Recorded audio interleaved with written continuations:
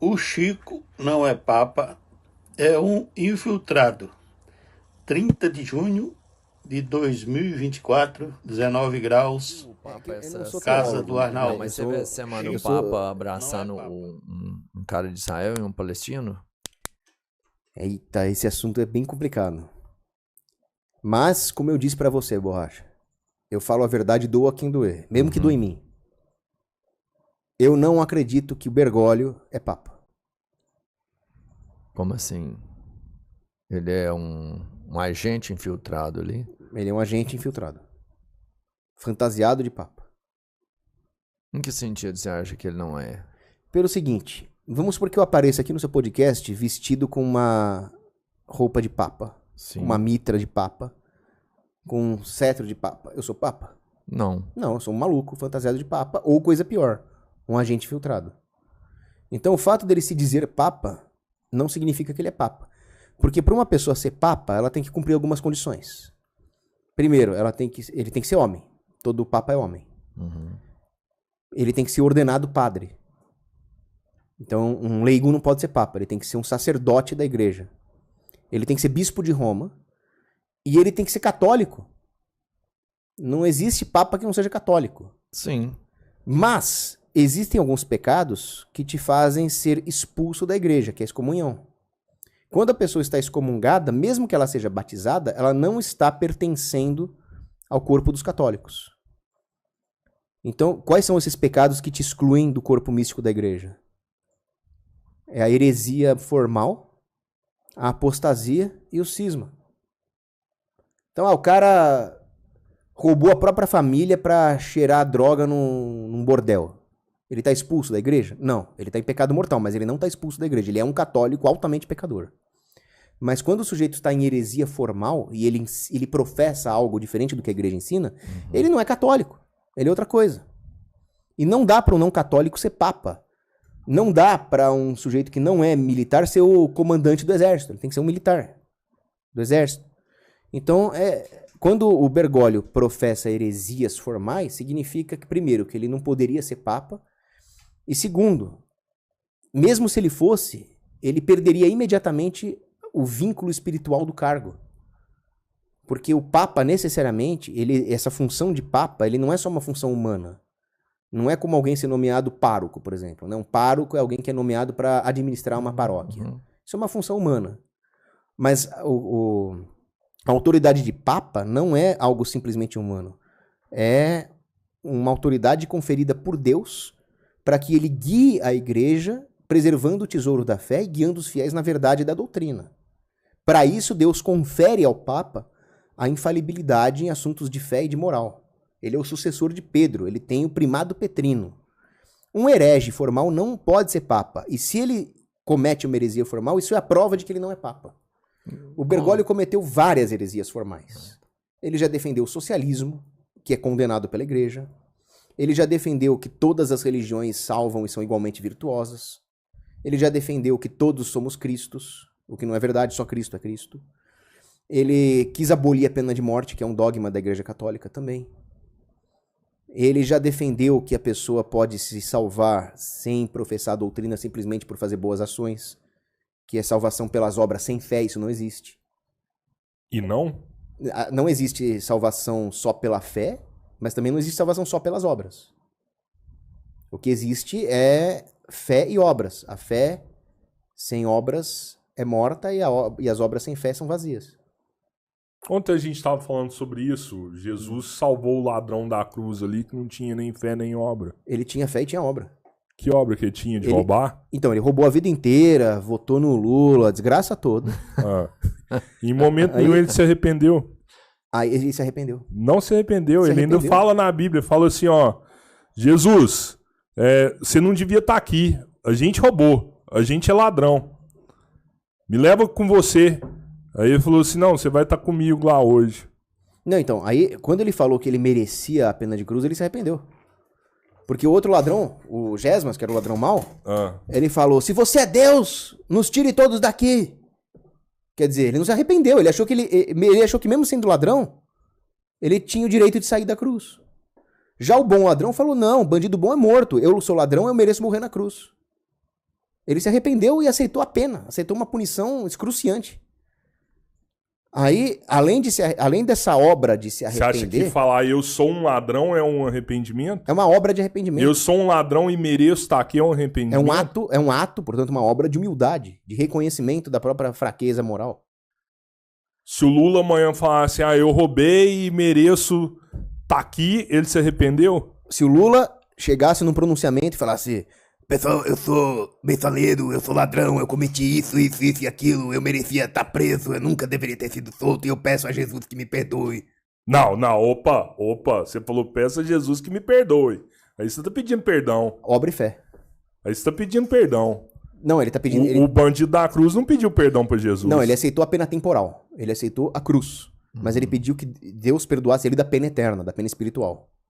Então, a mesma coisa, se eu roubar 100 reais de você, se eu realmente estiver arrependido de roubar 100 reais, eu vou falar, me punam, me obriguem a doar 200 reais pro tio Ró, porque eu preciso restituí-lo, e, Senhor, me livre do inferno. Então eu aceito a punição de ter que devolver 100 reais em triplo, mas eu peço a Jesus que perdoe minha alma. O ladrão bom fez as duas coisas. Ele falou, eu mereço ser crucificado pelo exército romano, porque eu sou ladrão, mas eu reconheço que Jesus é Deus e imploro a misericórdia. Ele fez certinho, por isso que ele foi perdoado. Tá. Que o exército romano tinha toda a razão de crucificar os dois ladrões. Sim. Mas não de crucificar Cristo. Então esse Papa, voltando aqui, esse Papa não é Papa. Não é Papa. E por que a igreja não faz um... É porque... pra trocar. Não, É que a maioria das pessoas, elas não tiveram uma catequese correta, né? Então a maioria das pessoas As pessoas não vão participar disso aí. É um processo interno ali da igreja mesmo. Né? O Papa é decidido entre eles ali. Então, a gente não palpita na escolha do Papa, a gente só aceita, né? Ele é uma entidade, realmente. Nós fiéis católicos temos o dever de obedecer o Papa verdadeiro e resistir a um Papa falso. Então, por exemplo, se eu chegasse aqui vestido de Papa e começasse a dar ordem, o católico tinha obrigação de falar, Cogos, vai pra casa, você não é Papa. É obrigação de resistir. E se fosse um Papa verdadeiro, é obrigação obedecer. Então o fiel católico hoje ele tem o dever de ir contra os ensinamentos heréticos do Bergoglio. O último Papa verdadeiro, ele foi Pio XII. Ele morreu em 1958. Ali houve uma falsa eleição de Papa. O João Paulo II ali no... Então aí tem uma linha sucessória de falsos papas. Então desde 1958, a maçonaria e a nova ordem mundial se infiltrou no Vaticano. Na verdade se infiltraram muito antes, prepararam o terreno, infiltraram vários modernistas ali e fizeram uma falsa eleição, um falso conclave em 1958, depois que o Papa Pio XII morreu. Ali eles elegeram um modernista excomungado, que era João XXIII. Que ele não tinha condições de ser Papa. Pelas normas do direito canônico, ele estava excomungado. Aí, desde que João XXIII assumiu, aí houve uma sequência de falsos conclaves e de falsas eleições. O que nós temos que fazer hoje é enxergar que a única igreja repousa na obediência à sã doutrina. O que está fora da sã doutrina não é igreja. E aí você vê coisas bizarras, como o Bergoglio defendendo e abençoando, como é que eu vou dizer isso sem ser preso? Uniões não naturais que ele chama de casamento, mas que não são casamento. Esse tipo de coisa. Ele falou que era casamento? Ele falou, vamos dar a bênção ao Ele negócio deu lá. a bênção ao casal, mas Ele deu a bênção à união. É claro que a pessoa que está nessa situação, ela tem que ser acolhida, ela tem que ser tratada com respeito, com caridade. Mas justamente a maior caridade que existe é falar a verdade para a pessoa. Se abençoar um erro que ela está cometendo, não é caridade. Eu não estou defendendo aqui perseguição, censura, eu não sou o Xandão. Mas o que eu estou defendendo é que a igreja cumpra o seu papel de salvar as almas e fale, ó, vocês dois, macho, barbudo que estão aí, isso aí não é o que a igreja defende. Nós não podemos abençoar isso. Eu não sei, cara. Mas tenho aí eu minhas vou te dúvidas, falar. assim. Eu acho que nesse todo ponto, mundo merece a bênção da igreja, eu assim, sou sabe? católico Todo também mundo. e eu sou a favor de que é o seguinte, mano. Se você é do bem, se sua intenção é amor, né? E você tem que ser abençoado. É isso que eu... Todo de mundo merece a verdade bênção da porque igreja. você entende, ele não é sobre o sexo, é sobre a pessoa em si. Mas se a pessoa é do bem, mano, se ela é do bem, sabe, ela pratica o bem, se ela tem o amor ali, eu não vejo por que não mas ter uma... pode ser pessoas boas, eu tenho amigos que são. Sim. Só que existem coisas que são, na doutrina católica, são pecado. A igreja não pode abençoar o pecado. Isso é uma contradição. E se nós realmente tivermos caridade e quisermos fazer o bem para essas pessoas, nós temos que alertá-las que elas estão num erro espiritual. Se você chegar para mim e falar, Cogos, você é um gordinho, gente boa, pode comer à vontade, não precisa fazer exercício, dieta, não, é muito chato. Você estaria sendo legal comigo? Não. Você teria que falar, você tem que fazer exercício e dieta. Eu não vou abençoar o seu excesso de peso. Aí você está sendo legal comigo. Então, mesma coisa, o cara tá num erro espiritual, ele tem que ser alertado, não abençoado. Ele tem que ser abençoado individualmente. Agora, não o que o Bergoglio queria fazer é abençoar a união pecaminosa. Ele queria dar comunhão pra gente que vive em segundas núpcias cometendo adultério. Isso não é uma coisa que um papa faria. A igreja ela tem se modificado aí no falar, você não acha que é passar dos anos, que haja uma adaptação, até porque o mundo é outro, cara. Senão ela acaba também, né? Se a igreja não se adaptar, ela acaba, cara. Se ela se adaptar, ela acaba. Se ela adaptar, ela acaba? Tem um santo chamado São Bruno, que ele falava, o mundo gira e a cruz fica. Era mundus, não lembro como é que ele falou, mas a crux fica. Então a igreja... Pô, mas você acha que a igreja tem que ser a mesma da Idade Média sim, ali, velho? Sim, a igreja... A mesma da Idade Média? Igualzinha, com Inquisição, com Cruzada, tudo Caralho, vão matar as bruxas aí... Não, mas quem matava a bruxa não era a igreja católica. Quem matava as bruxas eram os puritanos do século XVII ali. Não era mais a igreja católica da Idade Média, século XIII, XII, XI. A igreja não tem sangue na mão. Não, a igreja ela fez o que ela tinha que fazer. Existe muita guerra praticada pelos católicos, mas que tiveram que ser travadas, eram guerras justas. As cruzadas, por exemplo, eram guerras justas. A Europa estava sendo invadida, os europeus estavam sendo escravizados, e a igreja convocou as cruzadas para libertar os escravos e salvar a civilização europeia. Se as cruzadas não tivessem sido travadas, não existiria civilização ocidental hoje. Aquela guerra era justa, era uma defesa do povo. E a Inquisição era uma maneira de preservar as instituições jurídicas contra o arbítrio dos reis.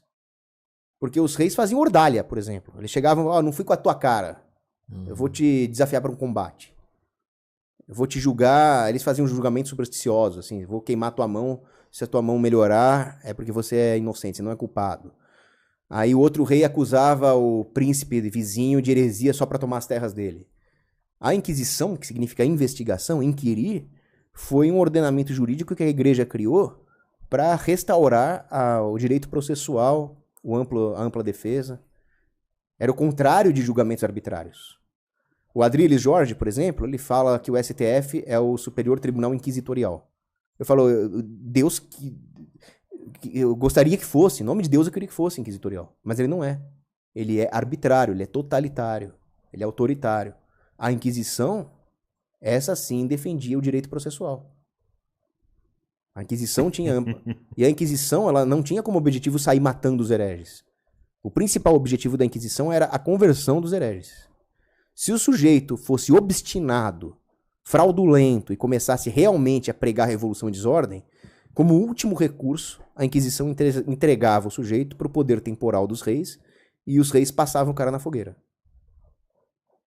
Mas era o último recurso. Pense igual a mim, porque se você não pensar igual a mim, já era. Não era pensar igual a mim, era só não cometer fraude. Era Gengis Khan, assim, meu morro. Você não tinha muita opção de não unir ali. Não, por exemplo... Se a igreja voltar a ser o que ela era na Idade Média, mano, vai acontecer a Terceira Guerra Mundial, mano. Não, a igreja dava liberdade para os judeus que eram comerciantes dava liberdade para o sujeito ser ateu. Tinha muita gente que praticava os antigos cultos pagãos. O que a igreja não dava liberdade era o sujeito se dizer católico e pregar doutrinas não católicas.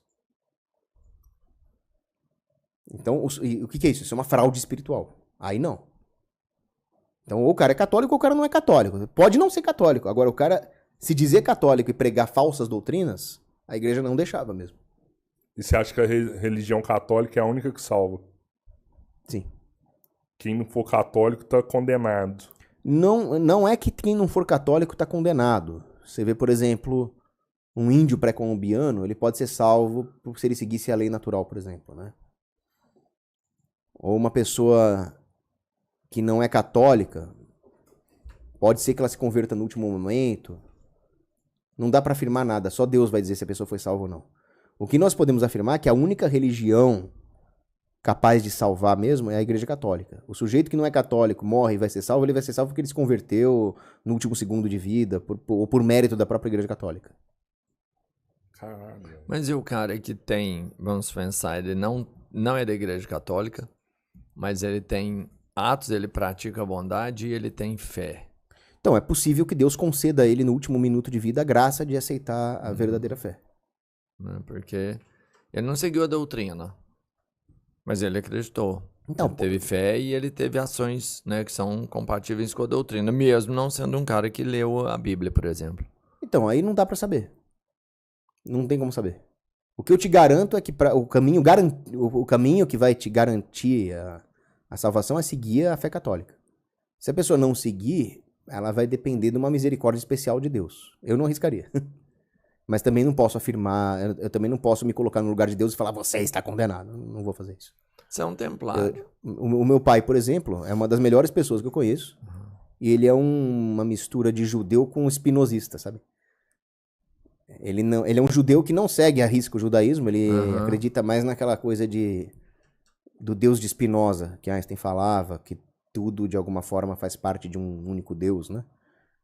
Que é uma doutrina filosoficamente falha. Mas o meu pai é objetivamente uma pessoa boa. Eu rezo por ele. Ajuda, né? É o que eu posso fazer. Agora, eu também não vou mentir. Se você quiser realmente ter um caminho seguro da salvação, é a verdadeira fé católica. Cara, isso é muito cruel, velho. Isso é foda. Você tá falando, tipo assim, o cara que é espírita, o cara que é do candomblé, o cara que é protestante, do muçulmano, o povo então, tá tudo ferrado. O que nós podemos fazer pelos protestantes, pelos candomblé e tal, é rezar muito por eles.